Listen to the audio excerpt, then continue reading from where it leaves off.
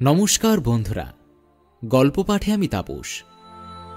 আমি আজ আপনাদেরকে পড়ে শোনাব সুনীল গঙ্গোপাধ্যায়ের লেখা মায়াদ্বীপ।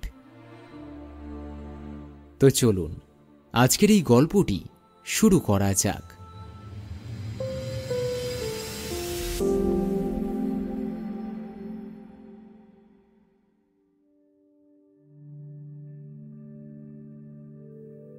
ছেলেবেলায় আমরা মামাবাড়ি যেতাম নৌকোয় চেপে। কি যে ভালো লাগতো! গাড়ি কিংবা ট্রেন কিংবা এরোপ্লেনের চেয়েও নৌকায় যাওয়া অনেক আরামের। জলের শব্দ শুনতে শুনতে ঘুম ঘুম ভাব আসে, তাতে অনেক স্বপ্ন দেখা যায়। আমাদের মামাবাড়িতে অবশ্য নৌকায় ছাড়া অন্য কিছুতে যাওয়ার উপায় ছিল না। রাস্তা টাস্তা জলেই ডুবে থাকতো প্রায় সারা বছর, তাই প্রত্যেক বাড়িতে থাকতো নিজস্ব নৌকা। আমাদের বাড়ি থেকে নদীর ঘাট 5 মিনিটের হাঁটা পথ। সে নদীটা ছোট, কিন্তু ঘাটের পাশে বাজার বলে সেখানে সবসময় অনেক নৌকার ভিড়। আমাদের নিজেদের নৌকাটা ছোট, সেই নৌকায় চেপে আমরা স্কুলে যেতাম। সে নৌকোয় বড় নদীতে যাওয়া যায় না, তাই আমাদের জন্য মামাবাড়ি থেকে আসতো একটা বড় নৌকা, তাতে হলুদ রঙের পাল। সে নৌকোর 3 জন মাঝির মধ্যে হেড মাঝির নাম নাদের আলী। সে কত রকমের গল্প শোনাতো আমাদের।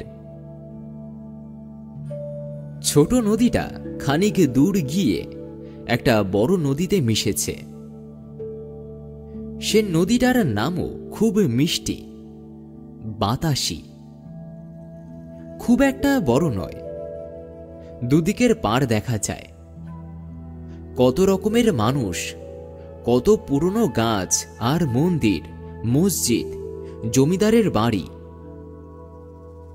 এক জায়গায় শ্মশান, সেখানেও ঘাট বাঁধানো। এই বাতাসি নদী আবার খানিকটা পরে আরো বড় একটা নদীতে এসে পড়ে। সে নদীর নাম পিংলা।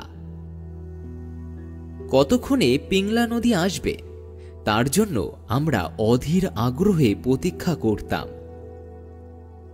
এই পিংলা নদীতে দেখা যেত শুশুক, ইংরেজিতে যাদের বলে ডলফিন।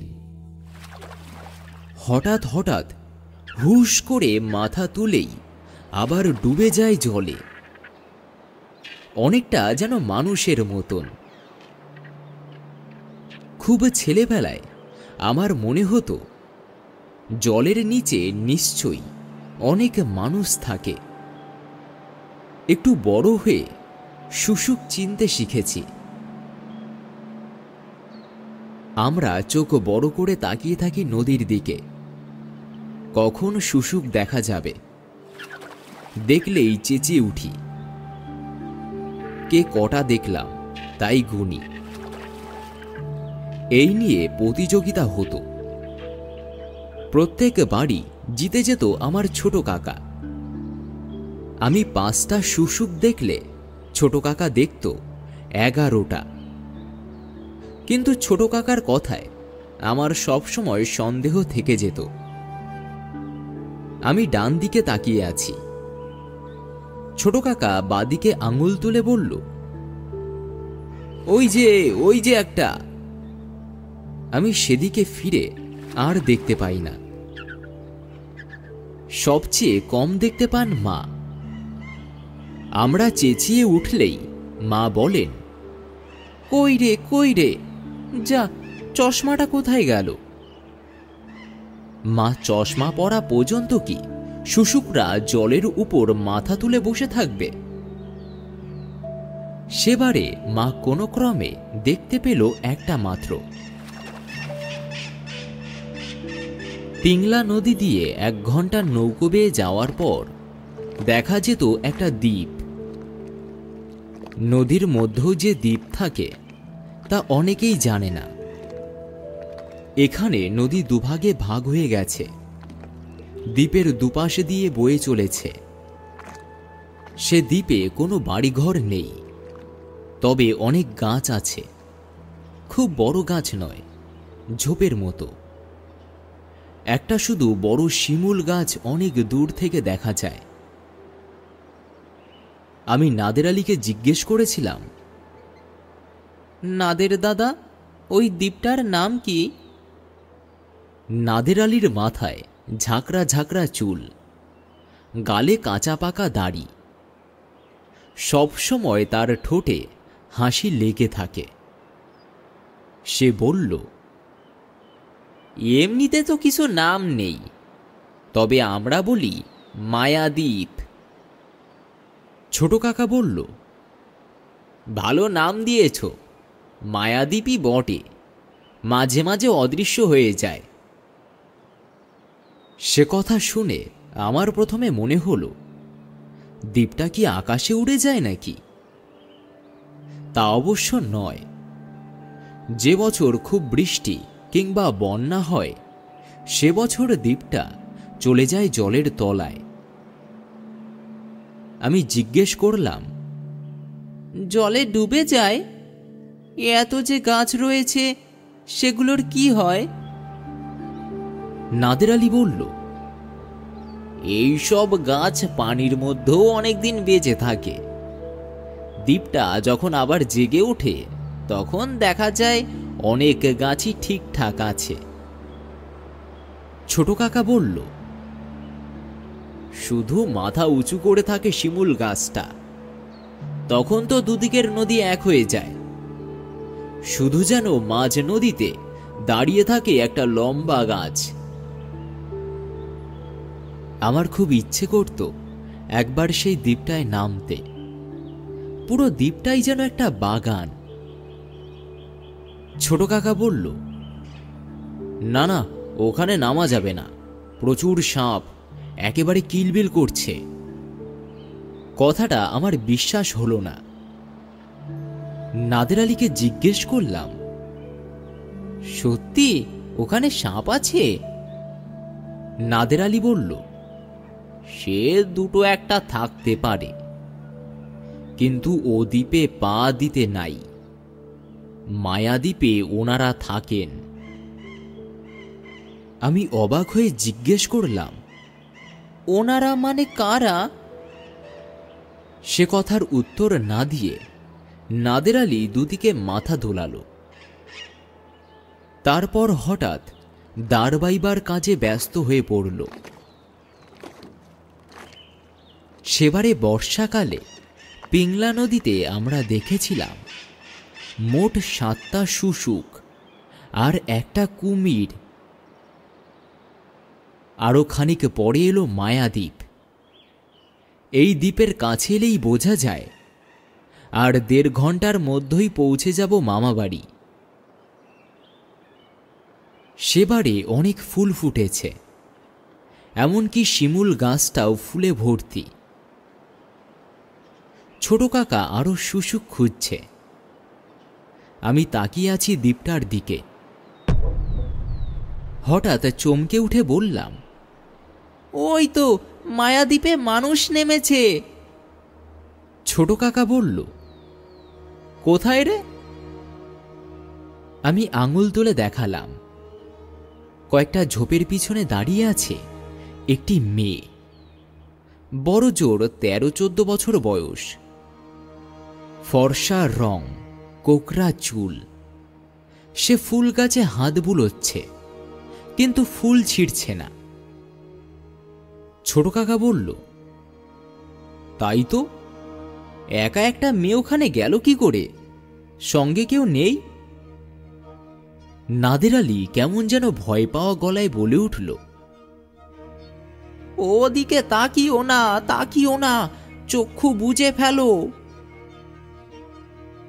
আমি জিজ্ঞেস করলাম, কেন? ওদিকে দেখব না কেন? নাদের আলী নিজে চোখ বুঝিয়ে বলল, ওনাদের দেখতে নাই। অন্য দুজন মাঝিও চোখ বুজে ফেলেছে। ছোট কাকা বলল, বুঝেছি, মারমেড, জলকন্যা। দেখছিস না, ও মেয়েটার কোমরের দিকটা দেখা যাচ্ছে না। আমি জিজ্ঞাসা করলাম, মারমেডদের দেখলে কি হয়? ছোট কাকা বলল, আমাদের কিছু হবে না, ওদের কষ্ট হয়, মানুষের দৃষ্টি ওরা সহ্য করতে পারে না। মা বললেন, তোরা কি দেখছিস? কই, আমি তো কিছু দেখতে পাচ্ছি না। যা, চশমাটা কোথায় গেল? মা সব সময় চশমা পরে থাকেন না, আর দরকারের সময় চশমা খুঁজে পান না। চোখ বোঝা অবস্থাতেই মাঝিরা জোরে জোরে চালিয়ে দ্বীপটি পার হয়ে গেল। নাদের আলী আবার চোখ খোলার পর আমি জিজ্ঞেস করলাম, নাদেরদা, ও মেয়েটি কি সত্যিই জলকন্যা? তুমি আগেও দেখেছ? নাদের আলী বলল, আমি তো কখনো দেখি নাই। আমি বললাম, এই যে একটু আগে দেখলে। নাদের আলী দুদিকে মাথা দুলিয়ে বলল, না তো, আমি কিছু দেখি নাই। মামা বাড়িতে পৌঁছেই আমি রাঙামাসিকে বললাম, জানো আজ কি হয়েছে? আমরা মারমেড দেখেছি, জলকন্যা। রাঙামাসি বললেন, আবার গুল ছাড়তে শুরু করেছিস? এই নীলুটাকে নিয়ে আর পারা যায় না। আমার তখন উত্তেজনায় ফেটে পড়ার মতন অবস্থা। আমি চেঁচিয়ে বললাম, না, গুল নয়, সত্যি সত্যি মায়াদ্বীপে দেখেছি, ঠিক মানুষের মতো। রাঙামাসি বললেন, মায়াদ্বীপ আবার কি? ওই নদীর মধ্যে বানভাসী দ্বীপটা, ওখানে কোনো মানুষ যায় না, কখন ডুবে যাবে তার ঠিক নেই। আমি বললাম, মানুষ নয়, জলকন্যা, অর্ধেকটা মানুষের মতন। তুমি ছোট কাকাকে জিজ্ঞেস করো। ছোট কাকা যে এমন বিশ্বাসঘাতক তা আমি জানতাম না। ছোট কাকা আহ্লাদ বদনে বলল, দূর, মারমেড বলে কিছু আছে নাকি? আমি কিছু দেখিনি। নীলু বোধহয় একটা কলা গাছ দেখে ভেবেছে। আমি প্রবল প্রতিবাদ করে বলতে গেলাম যে সে দ্বীপে মোটেও কোনো কলা গাছ ছিল না, মেয়েটির মুখ স্পষ্ট দেখেছি। কিন্তু অন্য সবাই হাসতে হাসতে আমায় আর কিছু বলতেই দিল না। আমার আজও দৃঢ় বিশ্বাস আমি একটি জলকন্যাকেই দেখেছি। সে একবার আমাদের দিকে তাকিয়েছিল, হীরের টুকরোর মতন জলজলে তার চোখ। ওরকম চোখ মানুষের হয় না। শুনেছি এখন দ্বীপ একেবারেই জলের তলায় চলে গেছে, এমনকি শিমুল গাছটাও আর নেই।